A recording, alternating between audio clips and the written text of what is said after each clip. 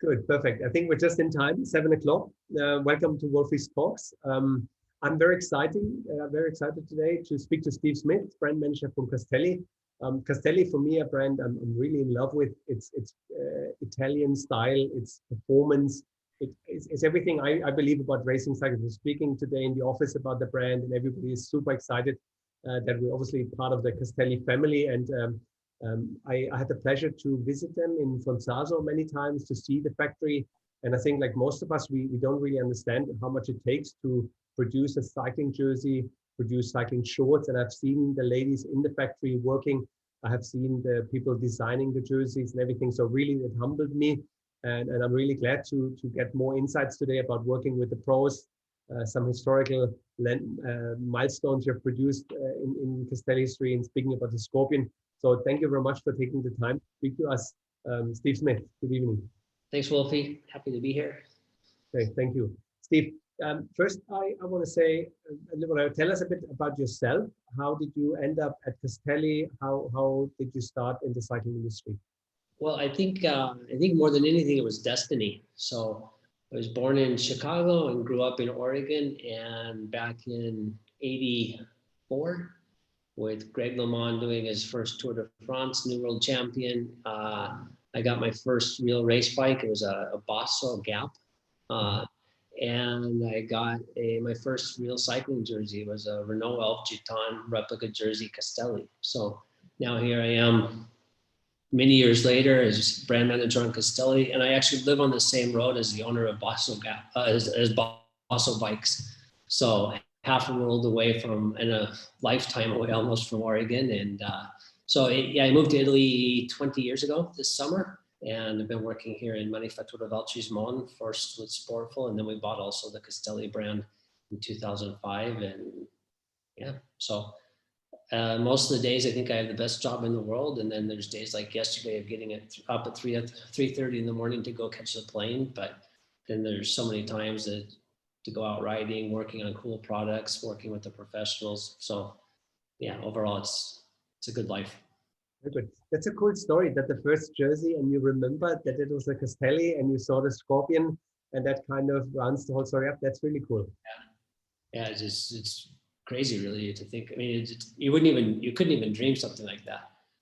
So you mentioned Manifattura Valcismon, which is the company obviously owning now the brand Castelli, and as well Sportful, and another brand Carpos, which is doing outdoor equipment. How many years ago did you acquire Castelli?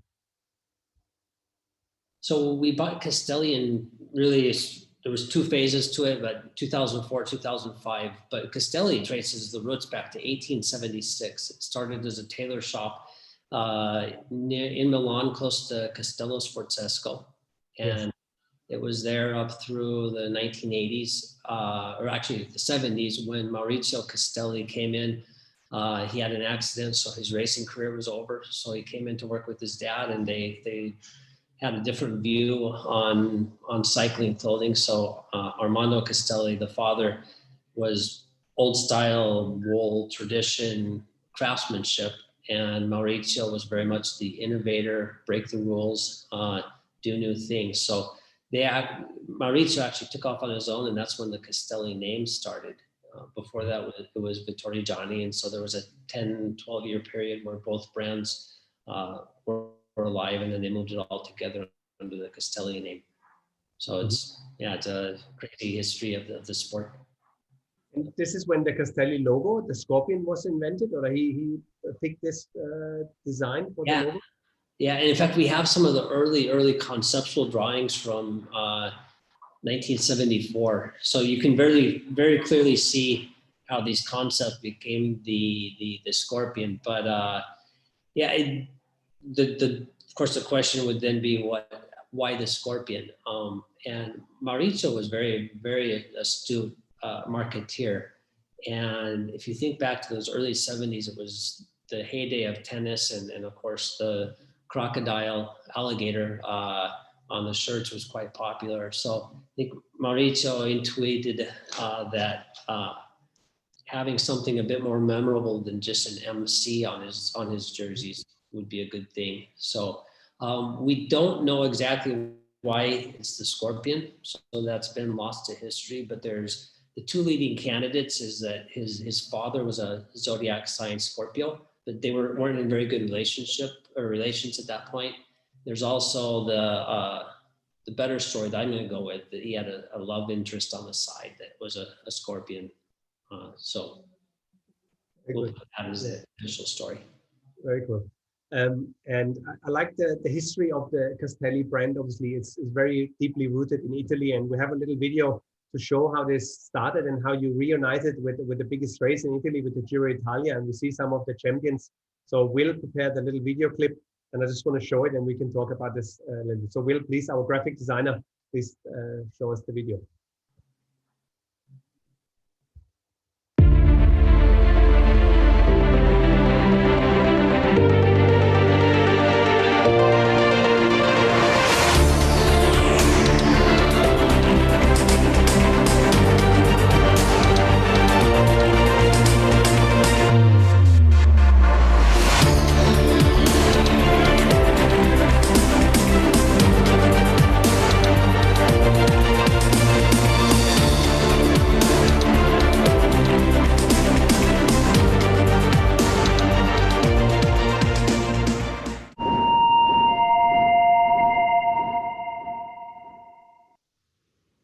Thank you very much, Will. This is great, you know, and this was, how many years ago did you reunite with the Giro Italia? So this year will be our third year back with Giro Italia, and then there in the 1980s from 81 through 92. So yeah, but just watching that clip, there's so many memories, because Battalin was the first one to win the Giro, Giovanni Battalin, and now he lives just down the road in Marostica from us. And of course, when I first started following cycling, Bernardino was the king, and then Andy Hampsten, he won the Giro. It was the year I studied abroad in France, and so watching the Giro there. And an interesting note on the Giro d'Italia in 1988, the leader's jersey was still a wool jersey. So Andy, after you went through the Passo Gavia, you got to put on a wool jersey. Very cool. Very cool. We have a yellow jersey from Castelli in the shop. And we have a lot of signatures of stars like Eddie Merckx and Petit Mo and everything. So I was surprised I was very happy to see that Castelli obviously was as well once a sponsor for the yellow jersey at the Tour de France. Very cool. Yeah. With the history in cycling with Castelli, what other milestones you feel the company had, and what do you remember as one of the milestones for the brand? Yeah, I mean, there's kind of three, I think, of the biggest kind of eras of history. One is that Armando Castelli was close friends with Fausto Coppi, and so back in that era, the golden age, I mean, that famous photo of Coppi and Bartoli handing off the water bottle. Supposedly those were both Castelli back then, Vittorio Gianni jerseys. So then in the late 70s or early 80s it was Maurizio Castelli's golden era of innovation. So he had 7 or 8 years there of really revolutionizing the way cyclists dress. So the first thing was in 78 with the Lycra shorts. So there's sometime we have to have Castelli and Assos battle this out for who gets to claim to be the first, but in reality, both Castelli and Assos probably saw what Descente was doing with ski suits. And Assos says they made the first short. We'll say we were the first to actually to sell them into the market. So 78, we made the Lycra shorts, but back then it was called the aerodynamic short. It was a waist length short, so it'll be only black and one size fits all. And they were quite thin back then, and the chamois didn't come up so far in the front. So it took a brave man to wear these. Then 81 is when Maurizio showed up at the Giro d'Italia to give Giovanni Mantovani a pair of these turquoise colored shorts. So this is not such a great gift that Maurizio gave to cycling with colored shorts. And then 82, 83, it was with sublimation to the jerseys. 84, 85 was with bringing synthetic materials to winter clothing. And then then we jump ahead even to the around 2010, well, 7, 8, 9, 10, 11, 12 is when we brought in the aero clothing for road racing, the first aero race jersey, revolutionized the details on shorts, like going to a flat elastic instead of that. We used to have almost a tourniquet on the bottom of the shorts. And then of course, GABA was a game changer for winter clothing, and not only the GABA as a garment, but what it opened up, and it let us started to looking at winter clothing as having a high degree of protection, but not the same approach as waterproof like is done in the outdoor industry. So we're looking for overall comfort instead of just absolute guarantee to keep you dry and not a drop comes in. So what's your favorite product from the selection of all the products you have made? Every time I get asked that question, which is quite often, but it's usually a different answer. So this summer has, strangely enough, it's been our Insider jersey. So Insider is the group of products we've made for indoor training. And so we made the lightest, coolest jersey we could. Just give it two back pockets so you can take your phone, when you go to jump on your trainer.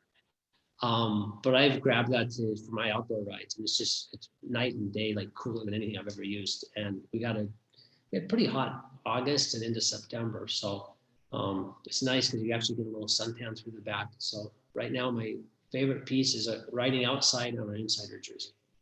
Oh, very good.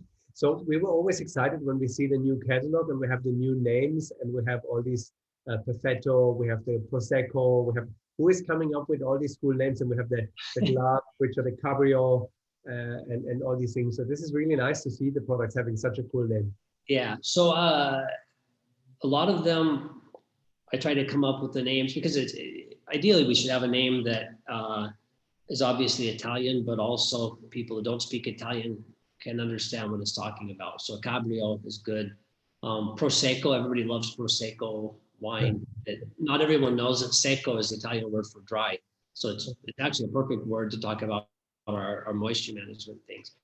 But then when I come up with some of the names, then I go through them with Sonia or Camila or some of our native Italian speakers, and there's probably 2 out of 3 they say, no, that's a stupid name. So you can claim the head thingy and the toe thingy. You can claim as an American. What else do you call those things? Yeah, head thingy, toe thingy. Yeah. It's really good. Yeah, fantastic.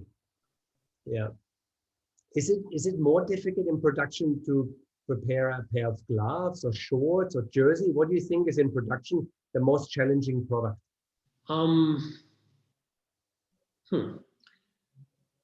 Probably is. Every product has its own peculiarities.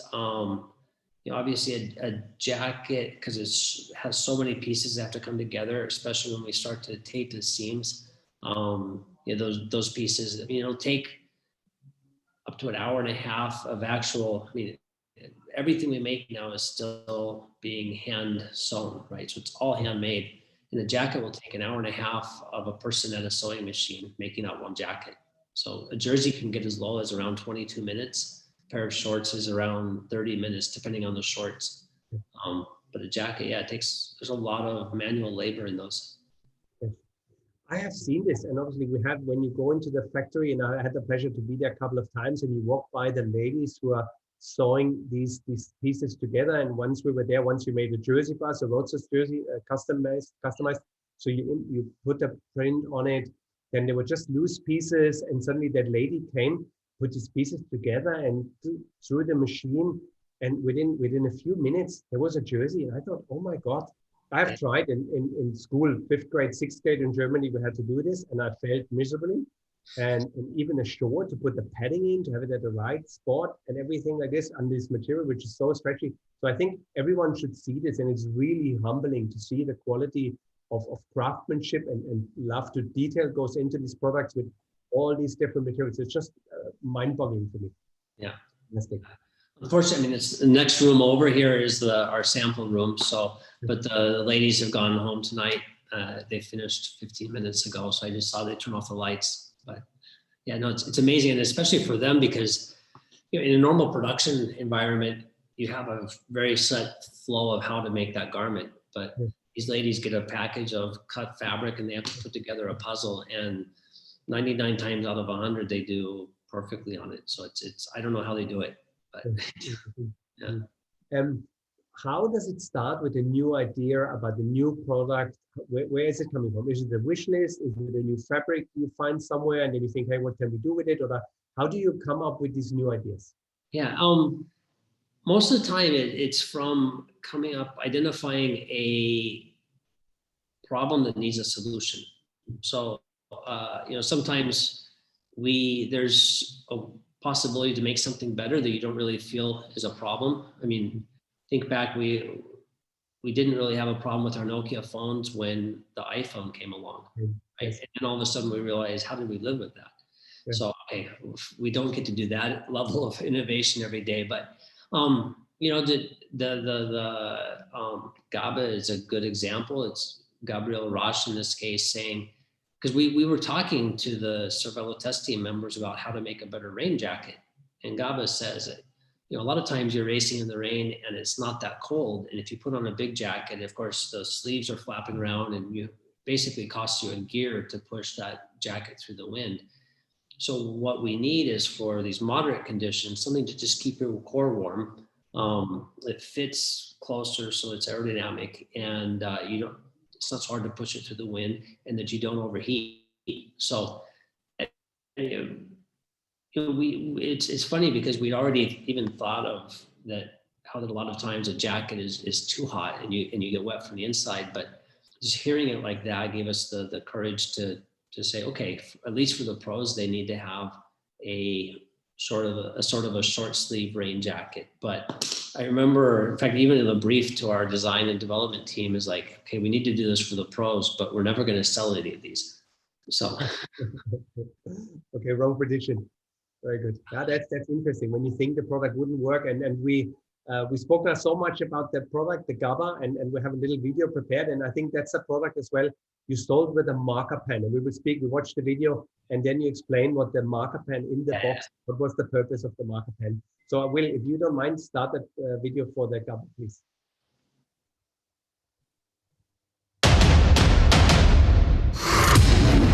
It's the jealousy of the whole peloton. Every other team wants to have it. It's a big advantage to wear a GABA jacket. You'll see a lot of other riders in the pro peloton wearing it, an unmarked version. Plain black, unbranded, Castelli, GABAs. There was a lot of riders asking me about this jacket. Finally, I'm able to use it officially. All the other riders immediately, even other teams, recognized that was a jacket that was changing the game. Back in 2009, at that time, rain clothing was terrible. Cycling clothing in general, there wasn't so much thinking about the aero. There was plastic rain jackets, big tents. We organized a focus group during the Brixia tour in August. We talked about their cold and wet clothing, and we spent the first 45 minutes talking about a rain jacket that they had at the time. I remember I had this rain jacket that I had stitched together with pins. And it was made with this thick, plasticky type of fabric. This is aero, but I can't breathe. He said, when it's raining and not so cold, I just use this. And I looked at it and I'm like, oh, I'm sorry. I'm not sure if you would see any pro rider riding with that anymore. The important thing is to keep warm enough, but yet still be able to race. That was the initial idea.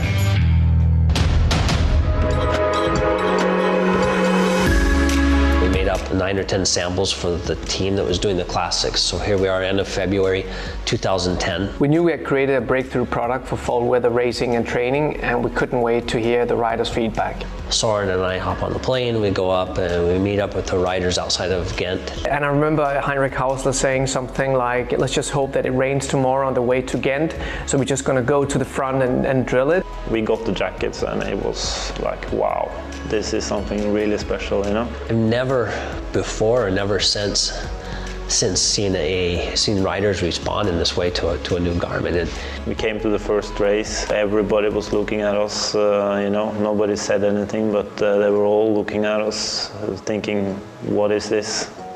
What is this, you know?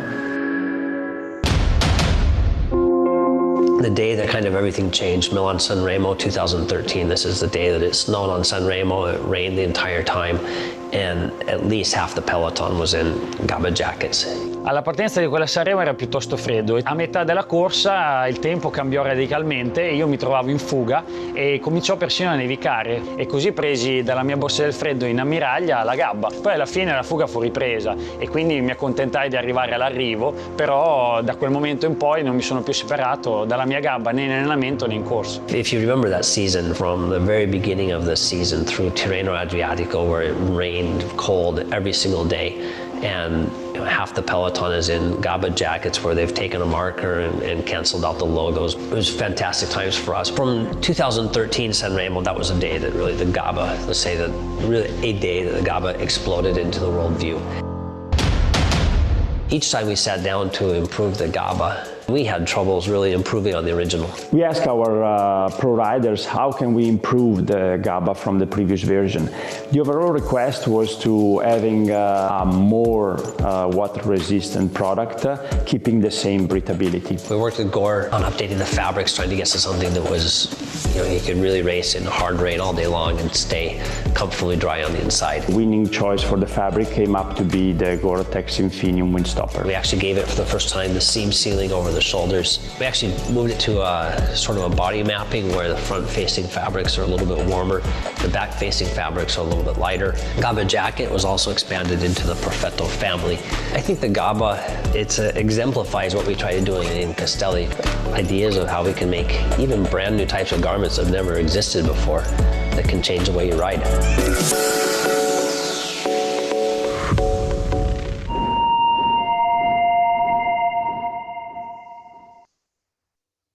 Oh, thank you, Will.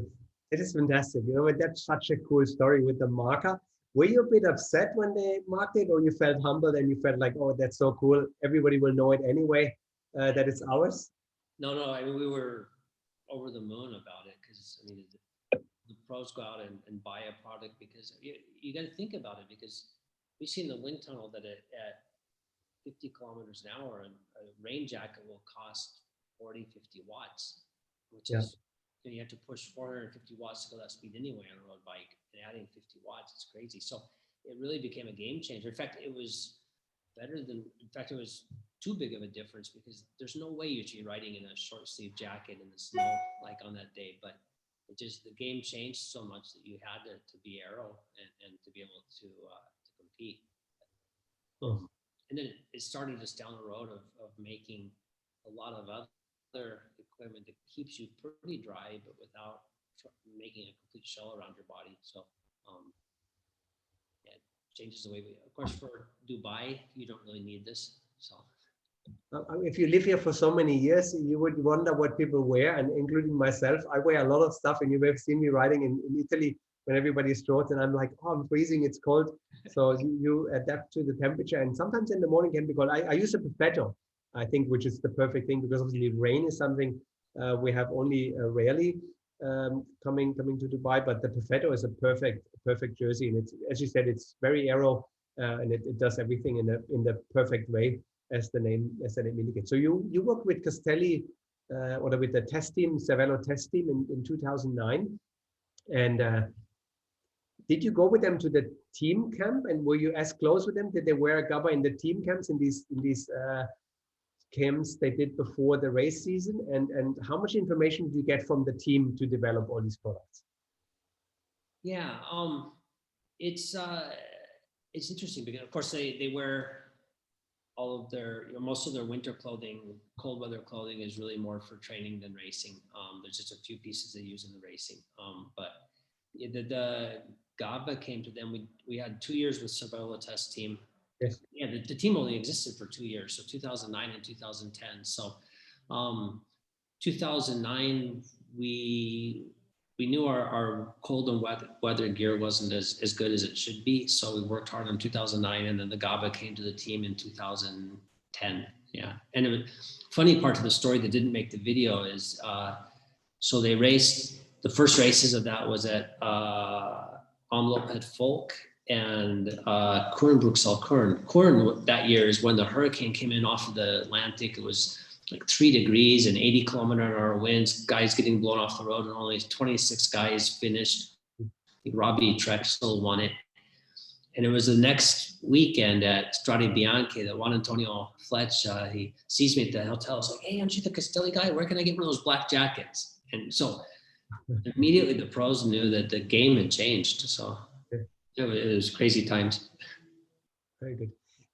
Thinking about all the products, and obviously free speed and aerodynamic was always very, very high on the list. I think you were one of the first. Cervelo understood very early that obviously aerodynamic is a big game changer in cycling. You were on the forefront and all this. So what do you think in terms of if they say a rider in Dubai riding about 30, 35 kilometers an hour, having just regular shirt, t-shirt and shorts, and then going through the steps, obviously cycling clothing, aero jersey, Sanremo, all out suit and stuff. What do you think about wattage and extra speed you could gain if you wear the right clothing? Yeah, well, let's to answer that, let's take a step back to the very beginning, because the idea for the aero race jerseys came in 2005 actually I saw it for the first time at the Interbike show. That was when Zip came out with the 404 with the dimpled wheels, or the dimples on them. Yes. And obviously we know about dimples from golf balls, but there was just like this light bulb goes off of like, well, why if we bring dimples to a jersey? Mm-hmm. So Zip was talking about 1 to 4 watts for the wheels, and everybody knows, of course, we all thought at the time that wheels were super important for aero, and they are. But so I was hoping to get 1 to 4 watts out of a jersey, and so we start down the road of making the jersey, and of course, where do you start to make an aero jersey that no one's ever done before? There's not a book, there's not a guide. So our designer, Maria Teresa Castelli, she reached out. She has a friend that was an engineer at Ferrari, and I still have the email because she was quite perplexed on designing a garment that doesn't exist. And the engineer from Ferrari wrote back to her and says, under 200 kilometers an hour, aerodynamics isn't important. So he was basically saying you're wasting your time. So I got in touch with one of my old racing friends from America, Craig Willett, who was a mechanical engineer and worked closely with the wind tunnel in San Diego. And so he gave us, it's kind of funny because all the advice he gave to us back in 2005 is pretty close right on to what we're trying to do today. So he figured out all of the theories around it. And no, but the engineering to get to the first jersey, we put it in the wind tunnel compared to a loose fitting jersey at the time, and got a 22 watt savings at 40K an hour.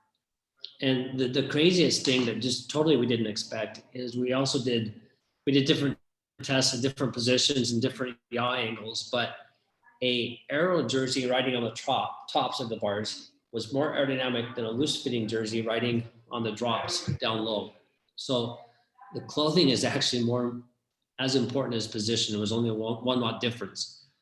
So to your question of what people should do, I mean, the first thing is really getting it fitting closer. But I would add to that, it's not only about aerodynamics, because these fabrics work a lot better at keeping you the right temperature, at moving the moisture away when they're fitted close to your body. That doesn't mean they have to be skin tight, but if you have the extra fabric that's flopping around, then basically the fabric is picking up moisture off your skin, but then it's evaporating away from your skin, and so the fabrics aren't working as well.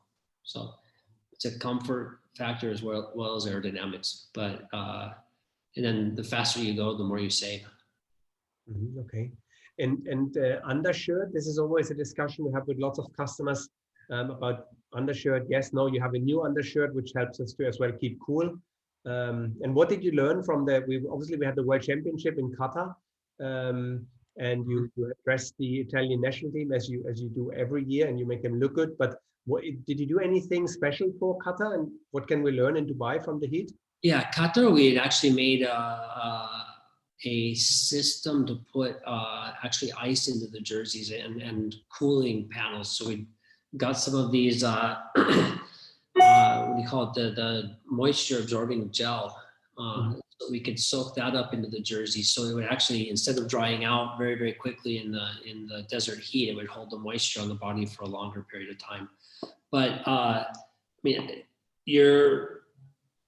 maybe asking, of course, you need to sell your base layers, and I need to sell my base layers, but I'm going to go ahead and say this against my own best interest and yours. But in hotter conditions, I think it's better to let that moisture evaporate directly or as close to the skin as possible. So, a wicking base layer isn't the best thing in hot conditions because you want that moisture to evaporate. I mean, moisture, as it changes states from a liquid to a gas, it's cooling, and that's what air conditioning does. So, yeah, but it comes down to really what people feel comfortable with. I mean, I have friends that are high level cyclists, and they love to wear base layer even at 40 degrees. So, yeah. Was there any surprise when you developed the product and you thought this is going to work fantastic, and we figured it out, and we go to the wind tunnel or we go somewhere and it doesn't work at all, and then you thought something is almost something to neglect, and then you find out this is really the game-changing product and the game-changing situation? Yeah, and the wind tunnel especially is a situation where you get some surprise answers, because when we first started going to the wind tunnel, it was great because every time we would go, we'd make up new samples, and half of what we put in the wind tunnel was better than what we had before. But very, very quickly, we got to a point where it became quite difficult to get improvements just through trial and error. Some of the earliest successes were by bringing textures to the surfaces of fabrics. And so we thought that more would be better. So we started making bigger and bigger textures, and it got worse and worse. So, and then over the years, we've done a lot more work to identify exactly where on the body, what kind of textures to put, where to put smooth fabrics, where to put seams. So we've built up a base of knowledge, but every so often you have to go back and reevaluate. We think we know how to make a shoulder, but then you go back and you have to still question what you think you know, because the wind tunnel doesn't tell you why, it tells you how much. So we could put two different suits on the same rider, we can see which one's better, but we don't have a way to visualize really why.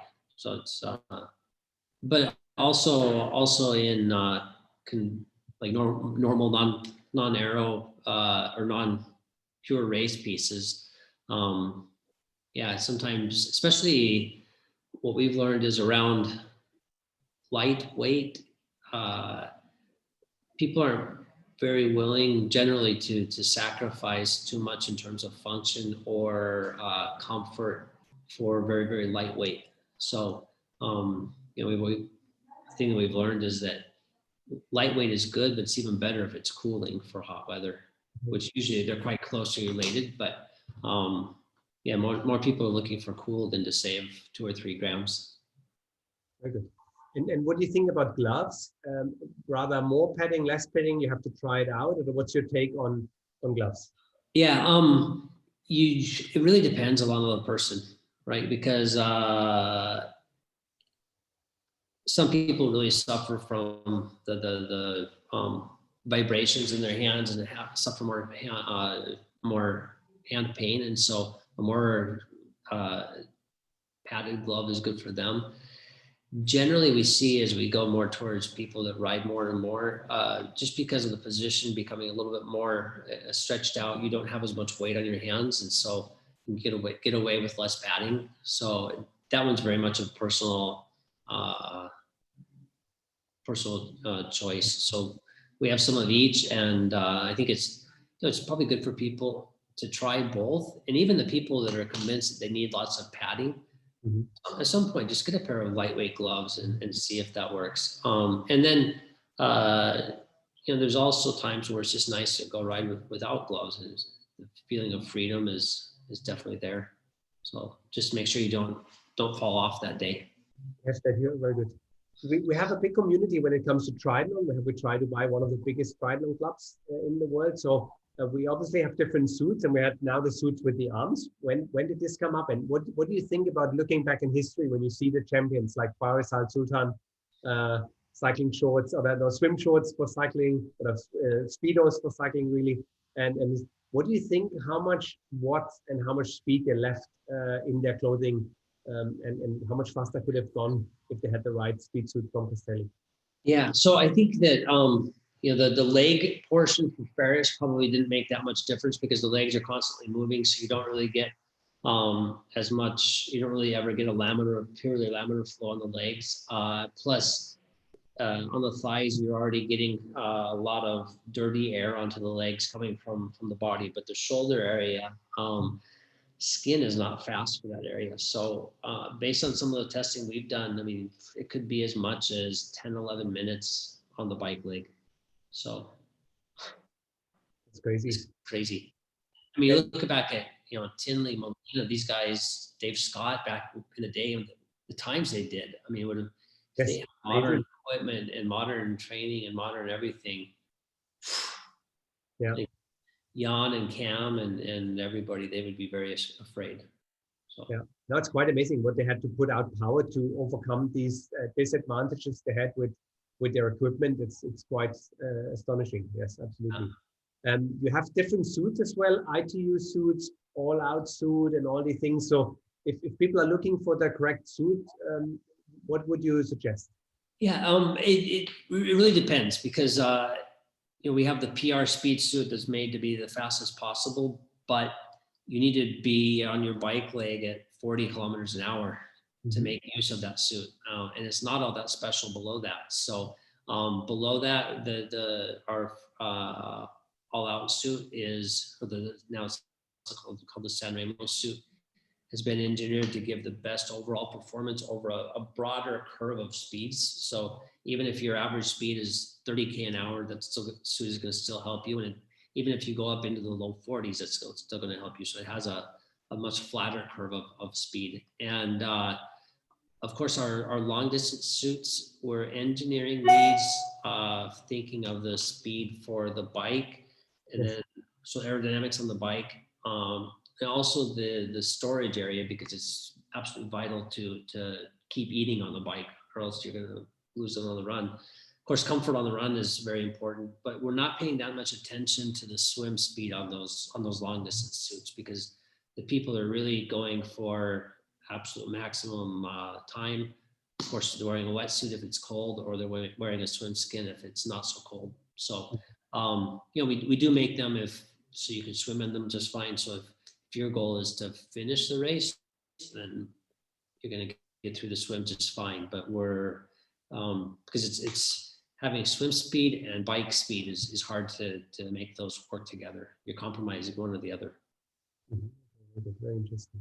Speaking about bike speed, Friday we have a big event coming up, UCI World Championships, and we have our third clip for tonight about Dennis Rowan, and he's one of the athletes with dressed by Castelli with Team Ineos. Rowan Dennis. Okay. Okay, good. Yes, thank you. We have another clip just to show what's happening on Friday and show a bit about his suit and everything, and you can tell us a bit about the development after we watch the clip. So Will, please.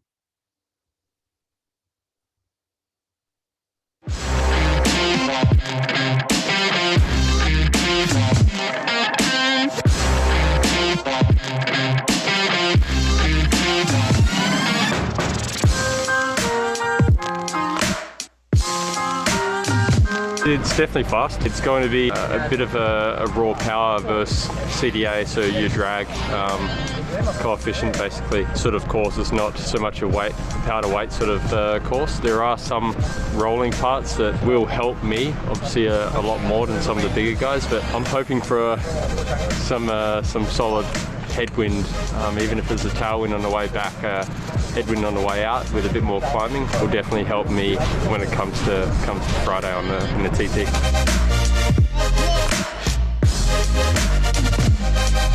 Yeah, it's definitely a super quick course. It's really flowing. There's a couple corners, but there's probably only 2 or 3 times that you probably really need the brakes. I'm predicting somewhere over 52k an hour average, which is also because it's a little bit shorter. It's if it was a longer course, you couldn't go as hard when it came to pure power. You'd have to pace it a little bit more, but being 32 kilometers, you can almost go all in, and it's going to up the speed a lot. Those 2 little climbs, and then you get onto the circuit.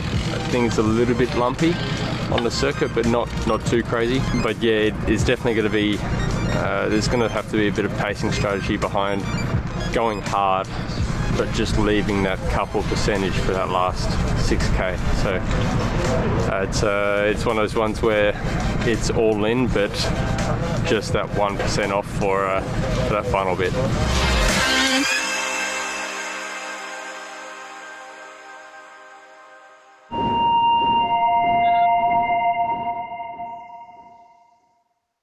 That's so cool.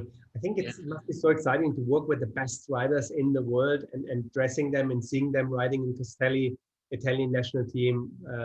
So how do you feel, and how much work goes really into this working with the teams? Yeah, so the Arrow with Team Ineos is an ongoing project. We work with the Technical University of Trondheim in Norway, which, if you look at Norway, it's a long country. What is it, 1,000 kilometers, and Trondheim is about halfway up. But it's a university specialized on energy.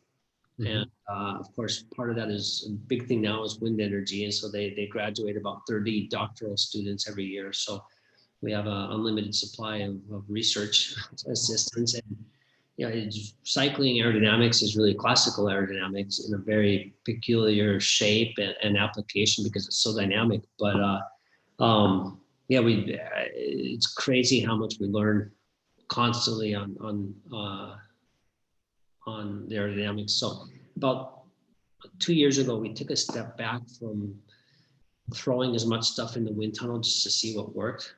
And we worked really hard on building our base understanding of what fabrics and textures work together and where, so that we can apply them in a more diligent way, in a more purposeful way. And it's paid off with some big results. But Rowan, of course, on Sunday or Friday, he's racing for Australia, so he won't get to use his Ineos suit.